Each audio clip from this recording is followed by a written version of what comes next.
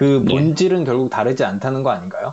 양팡님이든 양팡의 어머님이든 두 분 중에 한 사람이 책임을 져야 된다. 이 점은 변하지 않습니다. 이전 영상과 동일합니다. 내 서명이에요. 또는 예. 뭐 내 도장이에요. 라고 할 때는 동일하게 되는 거죠. 그래서 예. 결국 서명이나 날이나 무인이 동일한 효력을 가지고 있어요. 안녕하세요. 기자왕 김기자 채널 김태현입니다. 지금 많은 분들이 양팡님의 2차 해명 영상을 보시고 잘못 짚은 거 아니냐 이런 많은 비판이 있는데요. 그런데 저는 그 2차 해명 영상을 보고 이런 생각이 들었습니다. 그럼 과연 본질이 뭐냐? 핵심이 뭐냐? 2차 해명 영상에서 공개된 사실로 인해 달라지는 게 있냐? 이게 가장 중요하지 않을까요? 그 외에는 뭐 부차적인 문제라고 볼 수 있겠죠. 정리하면 제가 로고스의 최강용 변호사와 통화하면서 매도인 측의 승률이 90% 이상이다 라고 말했던 그 승률이 달라지는 게 있느냐, 이게 중요하지 않겠습니까? 그 점을 이제 2차 해명 영상을 보고 온, 이제 저도 봤죠, 같이 보고 온 최강용 변호사와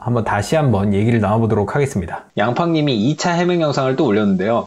최강용 변호사님 지금 나와 계신가요? 예. 예, 두 번째 해명 영상 혹시 보셨나요? 예, 봤습니다. 해명 영상을 보고 지금 사건 전개를 보시면서 어떻게 생각하시는지 궁금해요. 일단은 저도 제대로 명확하게 살피지 못한 게 매매계약서에 인감도장이 찍혀 있었다라고 이게 저도 전제를 하고 말씀드렸는데, 다시 이제 매매계약서를 보니 인감도장이 찍힌 것은 아니고 양팡님의 해명 영상과 같이 양팡님의 서명이 돼 있더라고요. 그래서 이 부분이 일단은 이제 무권 대리와 관련해서는 조금 다르게 판단될 수 있을 여지가 어느 정도 생기지 않았나 이렇게 생각이 들고, 그 외에 뭐 양팡님이 여러 가지 사실들에 대해서 언급해 주셨는데 그 부분 뭐 충분히 억울하다라는 생각이 저도 듭니다. 뭐 악의적으로 이렇게 하신 건 아닌 것 같은데, 인감도장 대신에 서명을 했다라는 내용 외에는 어떤 다른 사실들은 뭐 억울할 수는 있지만, 소송에서는 요건사실이라는 게 있어요. 이제 권리의 발생, 장애, 소멸 등 각 법률 효과가 인정되는 여부는 그 발생 요건에 해당하는 구체적인 사실에 달려 있는데, 이러한 사실을 요건사실이라고 하거든요. 매매 계약에 있어서의 요건사실은 매매 계약 체결 사실입니다. 뭐 계약금을 줘야 되는 것도 아니고 매매 계약만 체결되면 그 매매 계약에 따른 의무를 이행해야 되는 거고, 오늘 영상에서 하신 많은 말씀들 중에서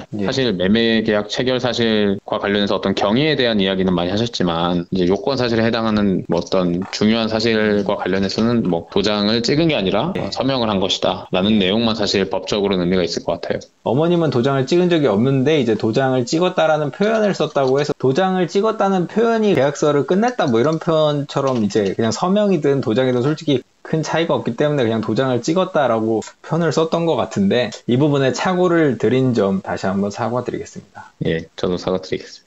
지금 가장 초미의 관심사가 많은 분들이 이 도장을 찍었다라는 표현과 서명을 했다라는 표현이 너무 다른 거 아니냐 이렇게 얘기하시는데, 인감하고 도장하고 이 사인하고 그 서명하고 이 차이가 뭐냐 뭐 이런 궁금증도 있고, 그것 때문에 지금 많은 혼선도 있는 것 같은데, 정확하게 어떤 점이 다르고 어떤 때 이게 효력이 좀 다른지 그거 조금만 설명해 주시겠어요? 일단 민사소송법 358조에는 사문서는 서명이나 날인 또는 무인이 있을 때에는 진정한 것으로 추정한다라고 규정되어 있거든요. 결국 서명이나 날이나 무인이나 그것이 진정한 것임이 입증된다면 그 효력은 동일합니다. 근데 일반적으로는 매매계약서가 있을 때 매매계약을 부정하는 사람은 서명이 되어 있을 때는 이건 내 서명이 아니다, 또는 이건 내 도장이 아니다라고 주장을 할 것인데, 서명을 위조하는 것은 매우 쉽기 때문에 이 서명이 내 서명이 아니다라고 주장하는 경우에는 받아들여질 여지가 크죠. 근데 도장이 찍혀있는 경우에는 인감도장이라는 것은 위조 가능성이 매우 낮기 때문에 이 인감도장이 내 도장이 아니다라고 주장해서 받아들일 여지는 낮게 되는 거죠. 진정성을 입증하는 데 있어서 차이가 있을 수 있으나, 그것이 뭐 그 사람의 서명이다 또는 그 사람의 도장이다라고 인정되는 경우에는 동일한 효력을 가집니다. 그러니까 어떤 계약이 내가 안 했는데 이 계약이 되어 있다라고 주장을 할 때, 남이 이걸 대신 서명했어요, 혹은 남이 내 도장을 모양을 흉내내서 대신 찍었어요 라고 할 때 그 효력이 조금 다를 수는 있으나, 내가 한 건 맞아요 라고 할 때는 사인이나 내 서명이에요 또는 뭐 내 도장이에요 라고 할 때는 동일하게 되는 거죠. 그래서 결국 서명이나 날이나 무인이 동일한 효력을 가지고 있어요. 근데 이제 매도인 측이 매매 계약서, 사문서죠. 사문서를 제출했는데, 만약 이것이 양팡 측의 주장대로 양팡이 서명한 것이 아니라 어머니가 대리인임을 밝히고 양팡을 대신해서 서명한 것이라면, 양팡의 어머니에게 대리권이 있음이 인정된다면 그것이 도장이든 서명이든 차이점이 없습니다. 근데 중요한 점 무엇이냐면, 대리권이 인정되는지 안 되는지에 있어서는 도장을 맡겨 찍었고 그 도장을 찍었느냐, 아니면 도장을 맡긴 사실이 없고 서명을 대신한 것에 불과하냐는 큰 차이가 있을 수 있죠. 제가 기존 영상에서 무권 대리가 받아들여지지 않을 확률이 매우 높고 매도인 측이 90% 이상 승소할 것이다 이렇게 말씀드린 것은 양팡님이 어머니에게 자신의 인감도장을 맡겨놨다라는 사실이 인정됐음을 전제로 제가 얘기를 한 거거든요. 인감도장을 맡겨놨으면 대부분의 사건에서 대리권을 수여했다라고 법원이 판단하기 때문입니다. 근데 인감도장을 맡겨놓지 않았다. 그러면 이제 이 처분 문서인 매매계약서를 제시한 매도인이 이 어머니에게 적법한 대리권이 있음을 입증을 해야 되거든요. 근데 도장이 찍혀있는 문서에 어떤 적법한 대리권을 입증하는 것과 단지 서명이 되어 있는 문서에 당시 대리인에게 적법한 대리권이 있었다라는 것을 입증하는 것은 다르죠. 도장을 맡겨놓지 않은 상황에서 그걸 입증하기가 더 어려워지는 거죠, 이제. 만약에 그 입증이 어려워진다면 어떻게 되나요? 그러면 양팡님이 주장하는 무권 대리가 받아들여질 확률이 일부 상승하게 되는 것입니다. 그게 한 어느 정도라고 생각하시나요? 비율로 따져보면? 일단은 기존 영상에서 90%라고 말씀드렸지만 한 75% 정도라고 생각을 하는데, 왜냐하면 어떤 사정이 있냐면 양팡님이 어머니와 함께 이 사건 매매 목적물을 같이 돌려봤죠. 그리고 2019년 6월 양팡님이 최초로 매도인에게 보낸 내용 증명 통보서에 대리권이 수여한 사실이 없다라는 점을 언급하진 않았고, 이 사건 계약이 유효하게 체결되었으나 이에 대한 해제를 주장한다라고만 이야기하면서 계약금을 지급할 수 없다라고 발송을 했었거든요. 만약에 어머니가 내 본인의 의사와 상관없이 계약을 체결했고 그에 따른 매도인이 어떤 저에게 책임을 물어온다면 저라면은 우선적으로 이야기할 건 나는 그런 계약을 체결하라고 대리권을 준 적이 없다 라고 답변을 할 게 일반적이죠. 그게 경험치가 맞는 거죠. 근데 내용증명, 첫 번째 보낸 내용증명에는 계약은 체결된 게 맞으나 해제한다 라고만 주장했고, 또 이 사건 민사소송 양팡의 소송 대리인이 제출한 답변서에도, 답변서라는 건 준비 서면을 내기 전에 피고가 첫 번째로 자신의 어떤 이 사건에 대한 견해를 밝히는 서면인데, 계약이 대리권이 없었기 때문에 무권 대리다라고 주장한 게 아니라 내용 증명과 마찬가지로 단순히 계약의 해제만 주장했었거든요. 어떤 이러한 사정들은 무권 대리가 성립하지 않는다라는 걸 보여주는 매도인에게 유리한 간접 사실이라고 할 것이어서 아직까지는 그래도 매도인 측이 75% 정도 승소할 것이다 라고 생각이 됩니다. 만약에 패소한다면 어떻게 되나요? 패소가 아니죠. 만약에 무권 대리가 인정될 가능성이 높아진다. 그럼 이제 매도인 측에서는 선택을 하나 할 수 있습니다. 이 소송을 다시 이길 수 있는 방법이 있죠. 그건 바로 지난 영상에 설명드렸다시피 무권 대리가 인정되더라도 무권 대리인인 어머니가 이 계약에 책임을 져야 된다고 제가 말씀드렸잖아요. 그러면은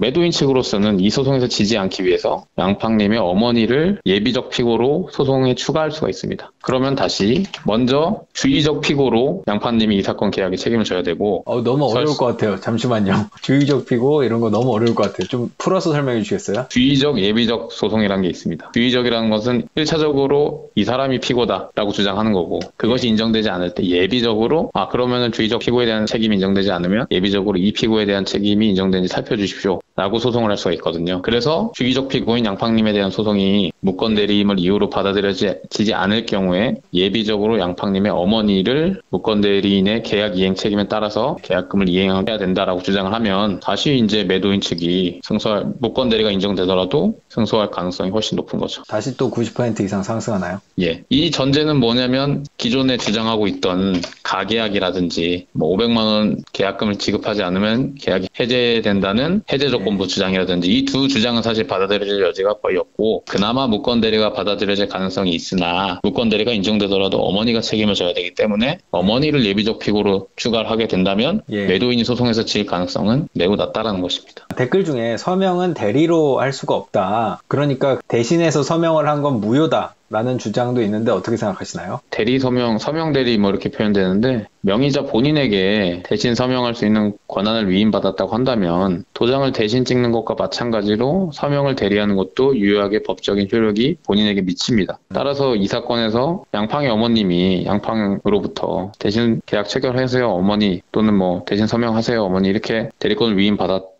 그런 위임받은 범위 내에서 서명을 한 거라면 서명 대리라고 해서 무조건적으로 도장을 대신 날인한 것과 다르게 효력이 없다라고 볼 수는 없습니다. 양팡님은 그런데 나는 어머니에게 그런 권한을 준 적이 없다라고 주장을 하는 거죠. 네. 그게 이제 무권 대리인 거고, 그러면 그 무권 대리가 받아들여지면 다시 양팡 어머님이 책임을 져야 하는 거고요. 네. 2차 해명 영상에서 양팡님이 이런 말씀을 합니다. 이 소송이 끝나면 누가 피해자고 누가 가해자인지 가려줄 수 있느냐 이런 질문을 하셨는데 그게 가려질 수 있나요? 민사소송에서는 승소하는 사람과 패소한 사람이 있을 뿐입니다. 이 사건에서 무권 대리가 인정돼가지고 어머니가 대리권 없이 매매계약 양팡님의 명의를 가지고 매매계약서를 작성했다라는 사실 때문에 뭐 고소가 될 일은 없겠지만 고소가 되거나 고발이 돼서 처벌을 받게 된다면 양팡님이 피해자가 되는 거고 어머니가 가해자가 될 뿐이죠. 형사소송에 있어서. 그렇지만 이 민사소송에서는 승소하는 사람과 패소하는 사람만 있을 뿐입니다. 무건대로 인해서 피해자가 양팡님이 됐다. 그러면은 그냥 둘이 합의하면 끝나지 않냐. 그런 사문서 위조죄는 친고죄거나 반의사불벌죄가 아니기 때문에 뭐 피해자가 합의를 해준다고 해도 무조건적으로 처벌을 받습니다. 단순히 양형에 있어서만 고려될 뿐이죠. 저는 이 소송을 보면서 이 계약서에 사인 하나 하는 게 정말 중요하구나 이런 생각을 들었어요. 누군가는 지금 끝까지 책임을 져야 되는 거 아니에요? 지금 양팡님이든 혹은 양팡님 어머님이든 그 본질은 결국 다르지 않다는 거 아닌가요? 양팡님이든 양팡의 어머님이든 두 분 중에 한 사람이 책임을 져야 된다. 이 점은 변하지 않습니다. 이전 영상과 동일합니다.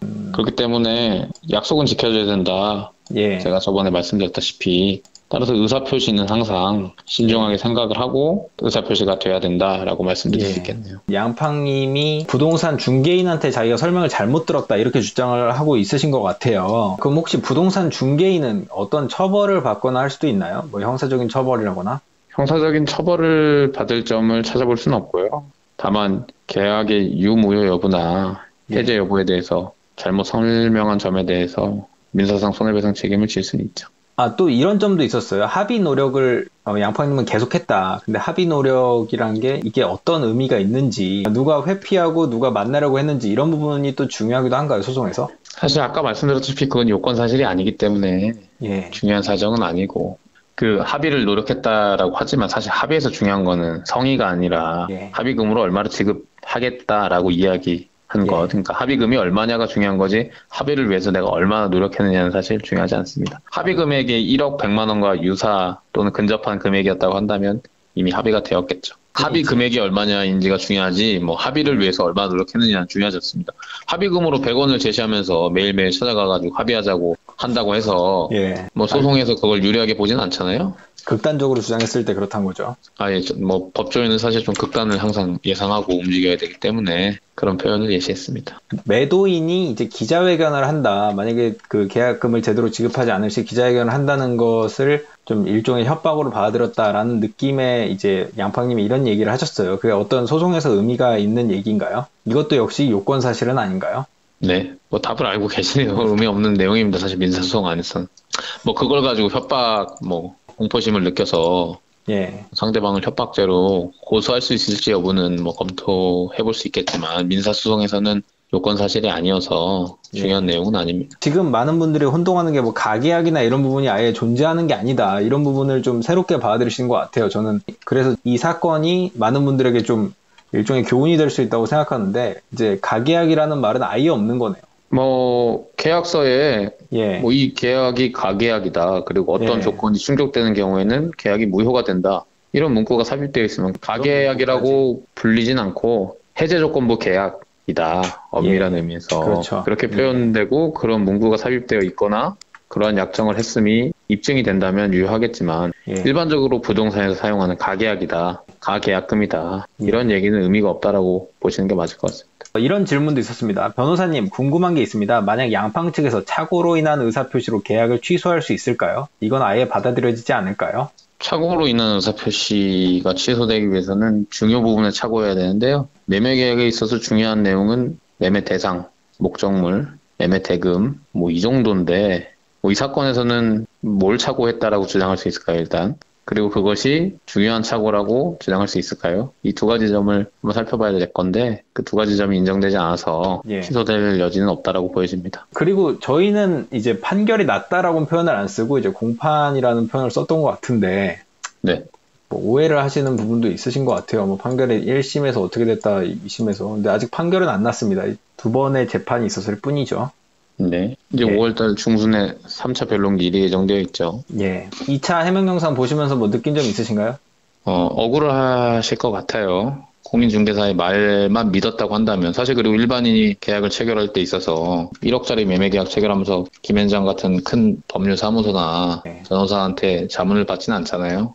결국 공인중개사의 말만 믿고 계약을 체결할 텐데 그 말을 믿은 믿은 죄밖에 없는데 이런 어떤 책임을 져야 된다는 게 억울할 수 있고 그런 억울함 때문에 사실 패소 가능성이 높은 소송을 좀 진행하고 있는 것이 아닌가 이런 생각이 듭니다. 많은 분들이 보기에도 어쩌면 가혹할 수도 있다라고 생각할 수 있을 것 같아요. 사인 하나 했다고 1억 100만 원을 물어내야 되냐. 뭐 물론 계약 자체가 10억짜리 계약이니까 그렇지만 법률의 무지는 용서되지 않는다라는 말이 있죠. 뭐 사실 상법에서 나온 이야기인데 민사법이나 뭐 민사소송에서도 통용될 수 있을 것이라고 생각이 됩니다. 당시 공인중개사의 말만 듣고 그렇게 계약을 해석한 것은 매우 억울할 수 있을 것 같아요. 근데 매도인도 그런 내용에 동의를 했는지 여부를 명확하게 살피지 않은 점, 그리고 그런 내용을 계약서에 문구로 삽입하지 않은 점이 양팡이나 양팡의 어머님께서 하신 큰 실수가 아닌가. 그리고 그러한 실수는 내가 몰랐다는 이유만으로 용서되진 않는다라고 봐야 할 것 같습니다. 법률의 무지는 보호받지 못한다. 네. 알겠습니다. 저는 좀 약간 최강용 변호사님에게 일종의 어떤 심심한 사과를 드리고 싶어요. 어떤 점에서요? 그래도 이제 그 로고스라는 법무법인이 한 탑 12? 한 12위 정도, 13위 정도 될 것 같은데 네. 거기 소속 변호사이신데도 불구하고 이제 악플로 허접 변호사 네가 뭘 하냐 뭐 이런 얘기들이 많아서 거기다 특히 지금 건설 부동산 팀인데 욕설을 많이 해주셔서 그 점은 제가 오히려 더 알겠습니다. 여기까지 하겠습니다. 네. 지금까지 최강용 변호사님이었습니다.